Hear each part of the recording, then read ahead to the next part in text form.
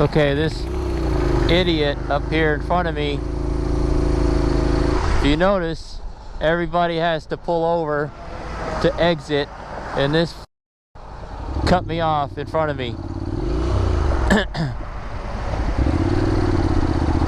He's from North Carolina.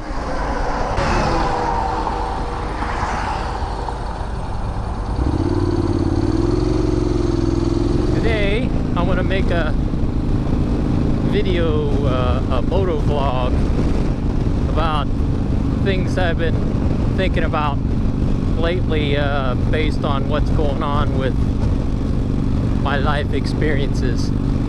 And so the moto vlog is about my perception of theory versus reality. And I'm sure most of you know or understand that there's a lot of times where a theory of something matches what the reality is, even though it's not 100% true, but it's what we have to work with, right?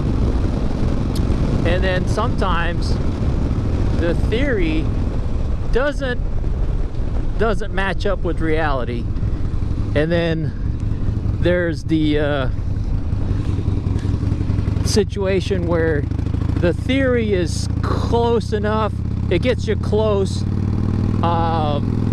to what you need to do, but there has to be some adjustment to factor in situations where other variables are in the reality that aren't in the calculations of the theory.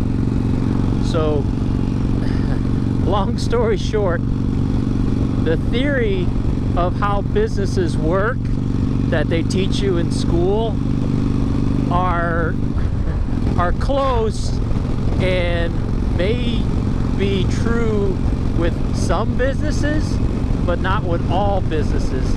Same thing with, you know, it's a myth.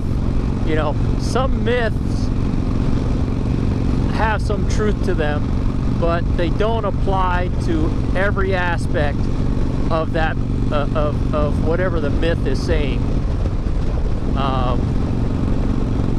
For instance, the myth of dry firing firearms is bad for the firearm. It used to be true, and it's still true to some firearms, but it's not true for many new firearms. So the progression of the myth is not true. You know, there's details, just like sayings, right? Like the customer is always right is what a lot of people who want to be on the positive side, you know, somebody who's kind of what's the word? Somebody who's a choosing beggar, or choosy beggar, you know, a Karen, wants something and they're a quote-unquote customer at a business. You know, they say, well, the customer is always right. No, that's not what the origins or the etymology of the phrase is. The customer is always right as it relates to taste. Supposedly, I heard that on the internet, so it has to be true. So yeah, you know, every person has their own taste, have their own preference.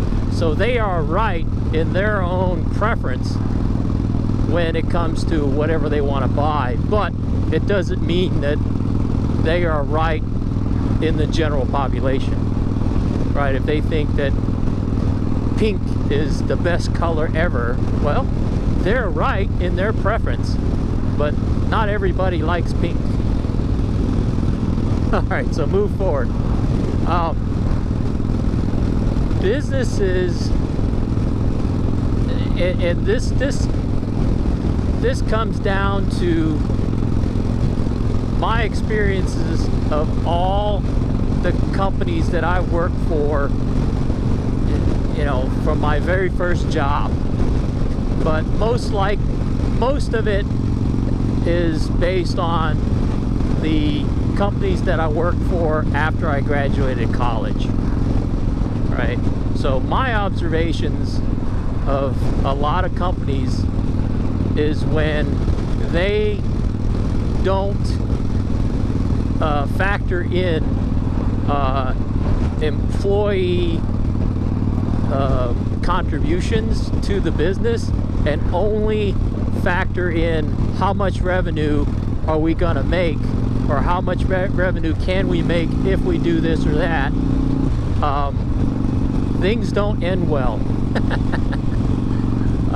For instance, I work for a company where they were trying to raise revenue. So what they did, I mean, this is a major company. I'll leave the company name out because every company does this. You know, many companies do this, and it's not just a US company, it's companies all over the world. Every company, because the root is human nature, right? Sometimes you get executive leadership that have these perceptions of how businesses or what you do to make more money with your business, and that's all you care about is revenue, not necessarily what you're selling or how your employees are performing. They're just looking at numbers. So this one company I work for, they were trying to raise revenue to raise their stock prices, so they sold either all of their physical property or many of their physical properties to show revenue, you know, on their earnings list. And then what they did was, you know, when you sell all your property, well, usually it just means that means you have to move all your employees and all your equipment out of those facilities. Well, no, they didn't do that. They sold the property, but then they leased it back to the people they sold it to. So essentially it's like you selling your house and then you rent your house back from whoever you sold it to, and you stayed living in your house, and now you're paying rent. Just to show that, hey, you made money. But then in the long run, you have to keep paying indefinitely, you know, to stay in that property. So it's a zero-sum game, but on paper, it shows that you made money. And that's what this one company did. And of course, in the long run, it didn't work out well, and they end up getting bought out by another company. So another company I work for, they were trying to raise revenue so they could earn more money. It was a $4 billion a year you know, gross revenue company, and they wanted to be a $10 billion a year gross revenue company. So what do? They hired this guy from a from a sketchy other company that does that kind of stuff, and this executive came in and laid off 25%, indiscriminately 25% of the workforce in order to show earnings, right? So they're making $4 billion a year, and say their payroll was, I'm making this number, $1 billion a year.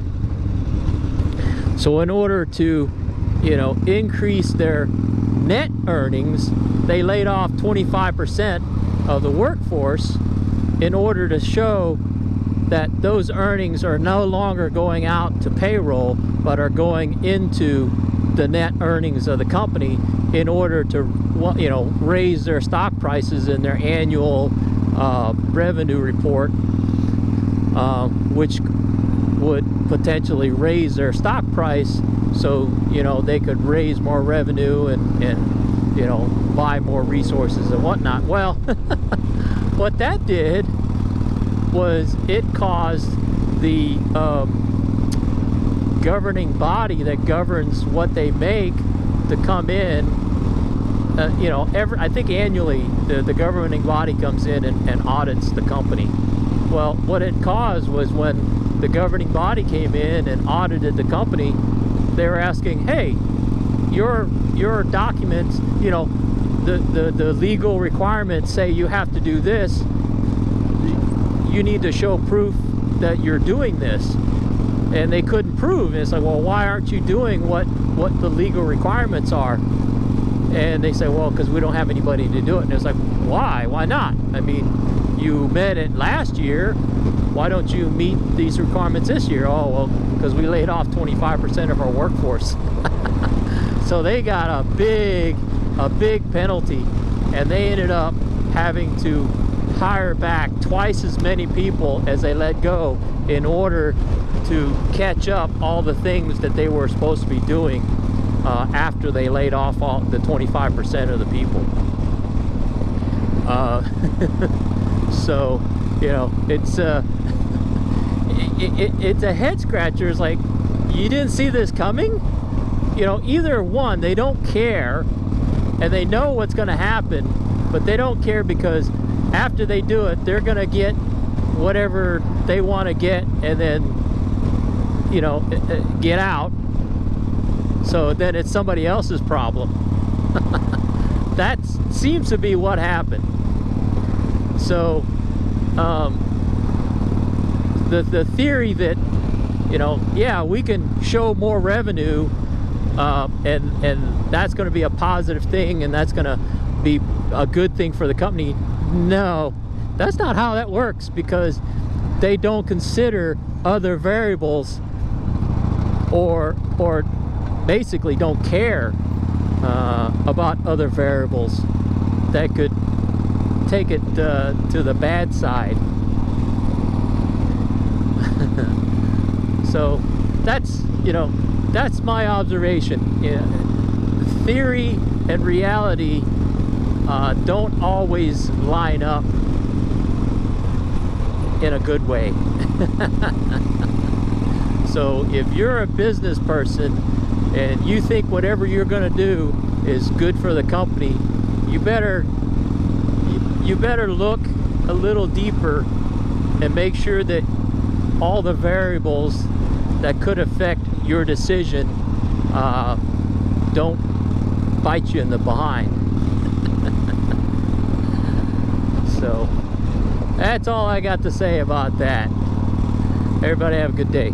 Later. I wonder what he's hauling. NASA Express Inc. Okay.